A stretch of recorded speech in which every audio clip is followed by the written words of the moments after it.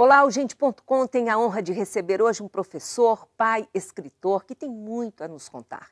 É isso que ele vem fazendo ao longo da carreira, com mais de 40 livros publicados.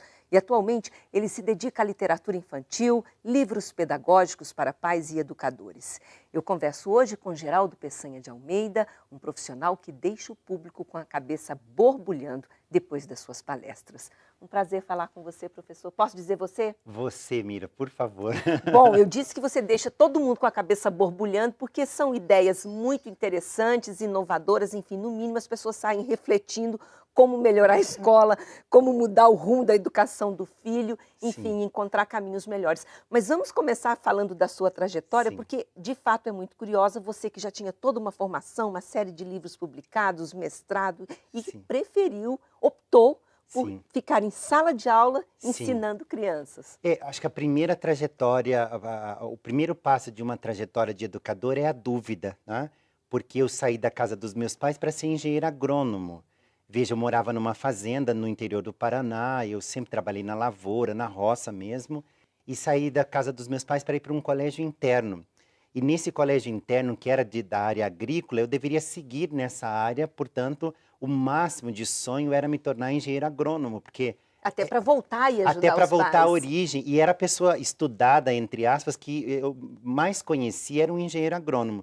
E nesse colégio interno eu optei por ser educador. Agora não era uma coisa comum, porque nos anos 80 eu optei por ser educador de criança. Então não era comum homem ser pedagogo e tampouco de jardim de infância.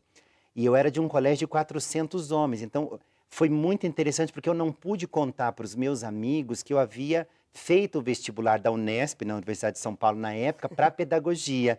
E quando saiu a lista na Folha de São Paulo dos aprovados, os meus amigos foram na Folha olhar na lista de agronomia, meu nome não constava Ixi, lá. E eu disse assim, e eles disseram para mim, puxa, era Negão meu apelido na época, e disseram, puxa vida, Negão, você é um cara que estuda tanto, faz tanta coisa e não conseguiu passar no vestibular. E eu havia olhado na lista correta e meu nome estava lá, só que eu não podia alardear, porque eu era um adolescente, tinha coisa do bullying, né? Então, como que um homem que na vai época a gente nem chamava de de bullying, bullying, mas né? Chamava de existia. qualquer coisa desconfortante. Como é que eu ia dizer para os meus amigos, todos homens, que eu seria professor de bebezinho de pré-escola? Então, e aí a mentira tem perna curta, eu me lembro que fui numa celebração da igreja, que a gente ajudava muito na época, e cheguei lá, uma amiga disse, nossa, como Deus é bom, né? Você passa no vestibular a primeira vez que presta. E os meus amigos olharam assim, não, mas ele não passou. E aí veio a verdade à tona. Então foi a primeira vez que eu passei vergonha por escolher ter sido professor de criança. E felizmente isso aconteceu, você Sim, virou um professor de criança, criança, porque é sim. toda a bagagem, esse conhecimento e essa experiência também de sala de aula que você leva hoje por palestras em todo o país, inclusive Exatamente. fora do Brasil. Sim, sim, Então vamos começar por aí, sim, falando sobre a escola. Se a gente for sim, analisar hoje pedagogias alternativas, tudo que tem se discutido nessa intenção de melhorar o resultado efetivo da nossa sim. educação. Então, eu acho que assim, eu tenho 21 anos de experiência com criança. E hoje, depois de 2 décadas trabalhando especificamente com criança, eu penso assim, é o tal do cuidado, do amparo e do afeto. O vínculo entre o professor e o aluno se dá por essas 3 condições. Não, Amparo, cuidado e afeto. exatamente. O amparo, porque quando você tira uma criança de casa aos 6 meses, que às vezes sai do colo da mãe, da amamentação da mãe, e leva ela para um berçário onde eu tenho a primeira experiência como educador, ela precisa desse amparo, porque você tira de um colo, de um conforto, de uma trajetória de afeto mãe e bebê, e você tem que colocar na mão de um educador, e no meu caso o homem. Então a mãe, quando chegava na porta da escola aqui, entregar um bebê para mim todo enrolado, ela entrava em pânico, porque eu não sou médico, não sou mãe, não tenho seio para amamentar, então assim, como é que ele vai dar conta? Era o primeiro pânico, então eu precisava amparar essa mãe, esse pai e essa criança. No segundo momento é o cuidado, porque uma criança de 6 meses, ou 2 anos, ou 10, ou os meus alunos na universidade, eles precisam de um afeto. Isso que eu ia E dizer, daí não só a educação infantil, sempre, né? mas você veja, quando a gente fala no tal do cuidado e do afeto, nós estamos falando assim, qualquer pessoa numa situação de aprendizagem, ou qualquer criança numa situação de aprendizagem, ela está numa situação onde ela onde alguém disse para ela, você é a frágil da relação. É vulnerável. Mesmo que eu não considere assim. Então, quando eu tenho um aluno na universidade que ele chega diante de mim, parece que existe um filtro entre eu e ele que diz assim, ó, você sabe menos que esse professor, você é muito menos capaz que este professor, ele sabe mais do que você, se subordine a ele. E eu preciso quebrar esse filtro. Então, de alguma maneira, eu preciso ampará-lo, preciso acolher e preciso criar uma relação. Mas isso quebra também a falta de interesse deles, porque o que os professores Muito, reclamam muito é isso, eles muito. não estão interessados. Claro que não dá para generalizar, mas... Então, você veja, eu muito tempo trabalhei com adolescentes em pré-vestibulares. Então, você tem, as salas de aula tem no mínimo 70, 80, 100 alunos e eu dava aula de literatura. Como é que você faz às 7h30 da manhã, 80 alunos ler literatura, que ele chamava do Mais Chato de Assis, né? Então, dizia assim, professor, hoje tem aula do Mais Chato de Assis? Eu dizia, tem, o mais chato de Assis, o mais chato de Minas, o mais chato de todos os lugares que vocês podem... Hoje é dia da aula dos chatos. Agora, como fazer esse aluno ler 10 livros de uma lista de livros para a universidade e se apaixonar por aquilo? Então, eu tinha uma máxima que eu dizia assim, que a literatura é a melhor maneira de gente aprender a gostar de gente. E aí eu ia dizendo para eles das minhas falhas como ser humano, das falhas deles como ser humano, das invejas, da maldade, é o que a literatura traz. E aí começa um certo interesse. Só que é um interesse dividido, porque o aluno adolescente ele tem um fone no ouvido, ele usa 2 cadeiras, né? Uma para ele sentar, outra para pôr os pés. Ele usa o amigo do lado para intermediar a conversa com você, porque ele não dirige a palavra. E tudo bem isso? Tudo Ou o professor bem. deve querer mudar Não, isso? tudo bem. É que a relação entre o professor e aluno ela precisa ser baseada nisso que a gente chama de cumplicidade. E muitas vezes você chega numa escola, o professor está preocupado com o fato do aluno estar de boné na aula dele, com o fato do aluno não estar sentado olhando para os olhos dele, com o fato do aluno não estar com a roupa que o professor gostaria que o aluno estivesse. Mas esse modelo de escola tem 500 anos, Mira. Quando os jesuítas chegaram no Brasil, que trouxeram essa escola, era assim, todo mundo sentado, com a mesma roupa, olhando para o professor. Então, eu dava aula na universidade, por exemplo, na Federal, e várias vezes eu estava dando aula, o aluno levantava a mão e dizia assim, professor, mas isso que o senhor está falando está errado, o senhor está enganado. Porque o aluno tinha um tablet na mão e eu dando aula. Enquanto eu dava aula, ele estava checando, conferindo as minhas informações. Qualquer falha, entre aspas, na minha informação numérica, ou de data ou cronológica, ele dizia, professor, o senhor está errado. E eu dizia, que maravilha, a gente pode errar. E onde eu estou errado? Aí ele me corrigia. Então, eu passava a palavra para ele. E nesse repasse de palavra, começava um diálogo. Então, a verdade não estava só em mim, porque o aluno, just in time, pode atualizar uma informação. Bom, nós vamos caminhando agora para um intervalo, um breve intervalo. Daqui a pouquinho a gente fala também sobre orientação aos pais e vamos conversar mais ainda sobre a vida, sobre a trajetória do professor Geraldo. Ele que adotou um menino já grandinho, então ele, além de educador, é um grande pai. O filho, inclusive, ajuda nos livros, não é? Bastante. Então, a gente já volta contando essas histórias.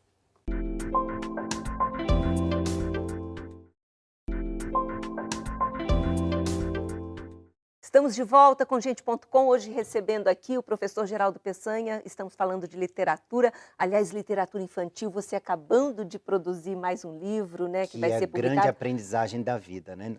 Eu demorei 20 anos para me sentir segura a escrever livro para criança, e depois de quase 50 livros publicados, porque a gente escreve muita coisa que não se publica, eu agora tenho mais coragem de escrever para a criança. É mais difícil? Muito mais difícil, muito. A criança, a primeira crítica que eu recebi das crianças, uma vez eu estou na livraria fazendo um lançamento, uma menina passa por mim e diz assim, você é famoso?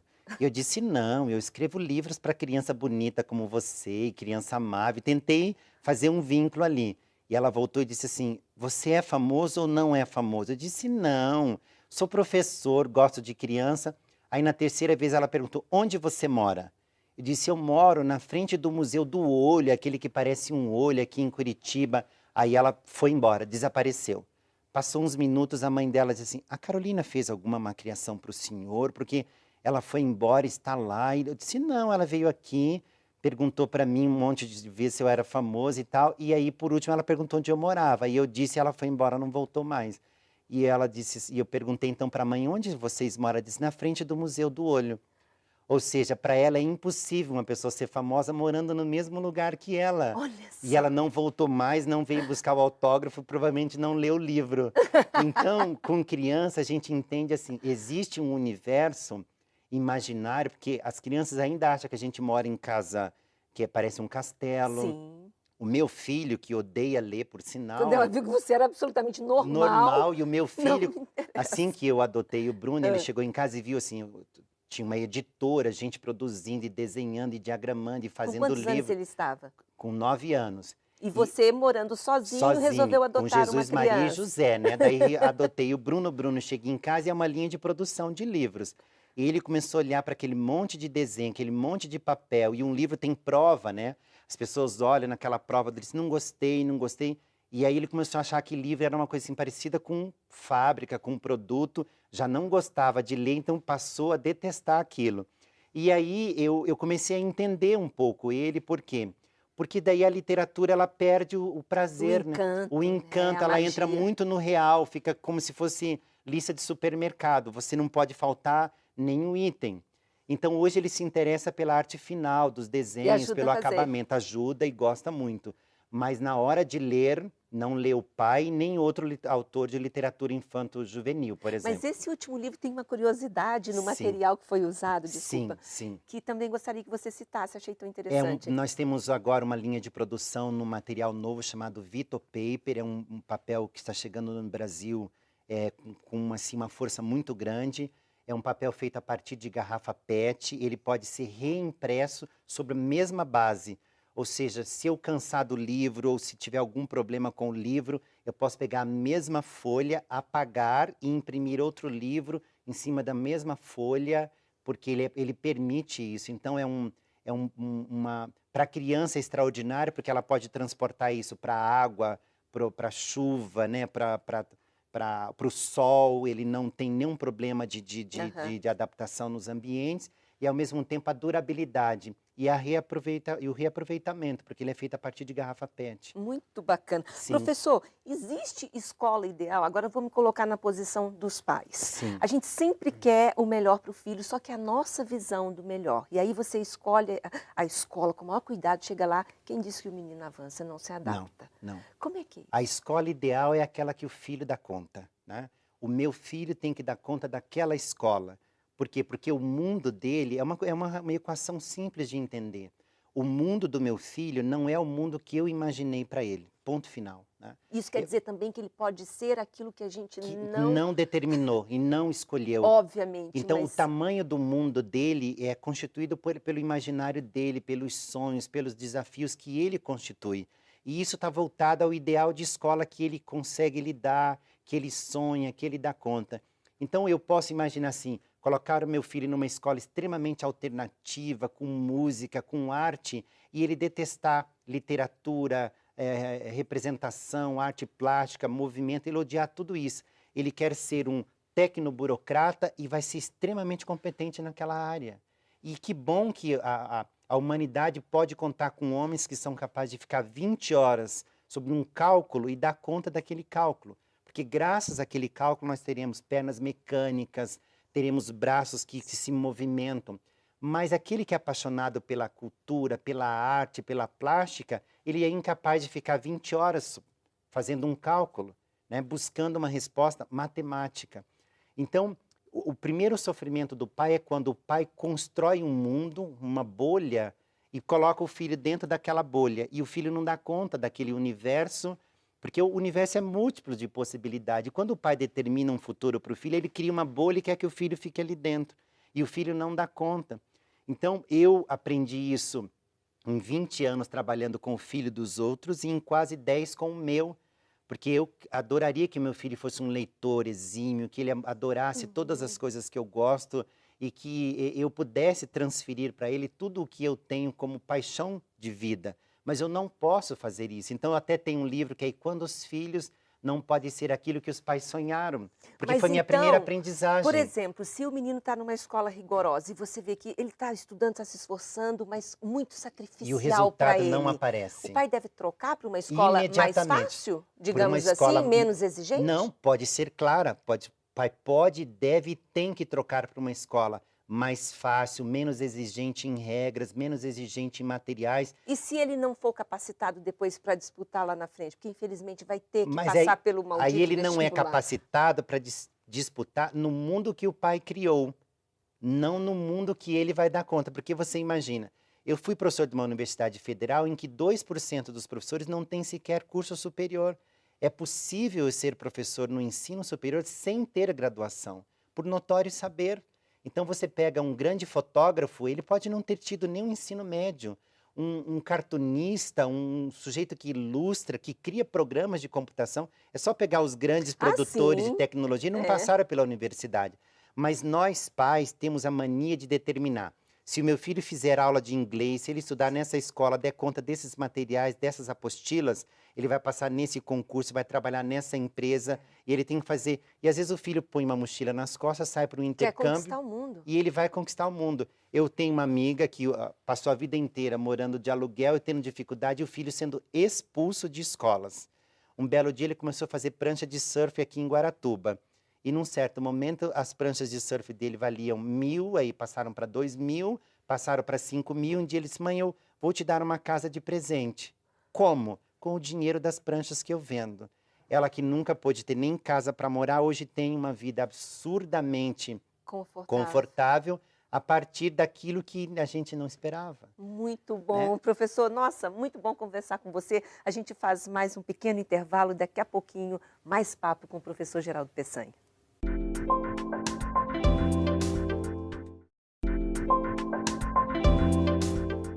Estamos no nosso último bloco, na conversa de hoje com o professor Geraldo Peçanha, ele que tem mais de 50 livros, né? Eu citei 40 no início, publicados, é 40 ou 50? Publicados, a gente escreve mais do que publica, Tá né? bom. As editoras não alcançam. Professora, a gente comentou já nesse programa da importância de um professor se tornar inesquecível. Isso parece um sonho hoje, mas eu tenho certeza que você tem o seu professor inesquecível, eu tenho a minha professora Leila inesquecível. Sim. Então, assim, como um professor pode se tornar inesquecível?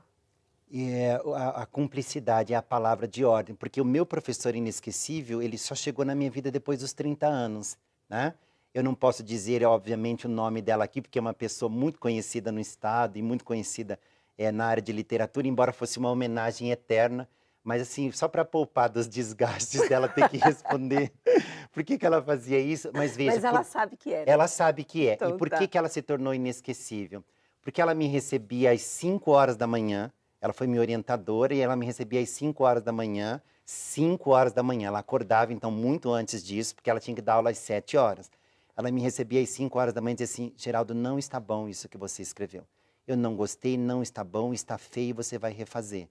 E eu, então, às 7 horas da manhã, quando ia tomar o café da manhã, eu já tinha ouvido uma pessoa dizendo que meu trabalho não estava bom, que ela não tinha gostado, que aquilo estava tudo ruim, que eu deveria fazer tudo de novo.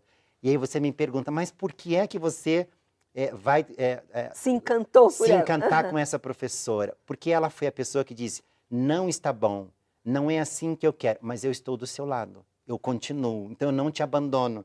Porque essa também é uma das situações que eu vivi na adoção.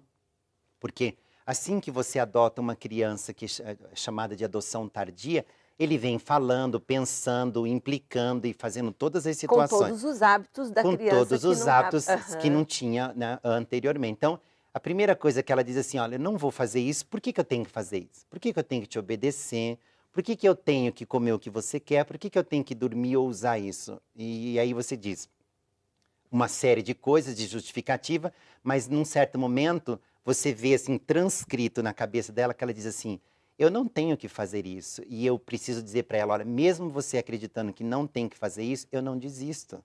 Eu continuo sendo cúmplice e meu amor é incondicional. Então essa minha professora, apesar dela dizer que tudo o que eu estava fazendo não estava do jeito que ela esperava, ela sabia que eu tinha um potencial maior que aquele, que ela ia estar do meu lado para me ajudar e que ela me daria condições para eu chegar onde ela queria. quando ela fez tudo isso, e eu escrevi 2 volumes, e ela disse assim, olha, está mais ou menos, vamos ver o que a Puxa banca vida, acha, não rigorosa. estava perfeito, mas ela não me abandonou em nenhum momento. Então, quando você pega um adolescente, que ele não quer valores, ele não quer limites, ele não quer absolutamente nada que seja regrado, ele está dizendo isso. Se você for capaz de ser de verdade diante de mim, ou seja, eu te reconheço, porque nós, professores, somos transparentes diante dos alunos, né? E eu costumo dizer que nós educamos também quando viramos as costas, porque daí fica o meu exemplo, né? Eu viro as costas para o quadro, o aluno está vendo como que eu ando, como que eu sento, como que eu me visto, o que eu penso, as minhas angústias. Ele me reconhece, porque são 220 dias letivos, 4 horas com o aluno. Então, não há nenhum adulto diante de um aluno mais tempo que um professor. Então, é óbvio que eu estou na frente dele para ele me reconhecer. Se ele perceber que eu tenho falhas e que ele tem, que nós podemos nos encontrar nessas falhas e nos potenciais, e essa cumplicidade acontecer, eu ganho o aluno eternamente. Mas aí é sair da posição de pura autoridade, de só O faça o contrário. que eu estou dizendo. Não, o Como é contrário. que é? O Vamos ajudar contrário. aqui, porque eu conheço Vamos tantos ajudar. professores que estão em situação quase de desespero, professor Sim, Geraldo, sim. de não saber mais o que fazer, principalmente com alunos jovens e adolescentes. Nós tivemos uma situação, sobretudo aqui no Paraná, que é uma referência nessa área de produção de material didático e de cursinhos, nos anos 70 para os anos 80, e que nos anos 90 ficou impossível de ser levada adiante, que é o professor showman, que aí entra no que você está me perguntando. Eu nunca posso sair do meu papel de professor e me tornar o melhor amigo do meu aluno, porque ele perde a referência.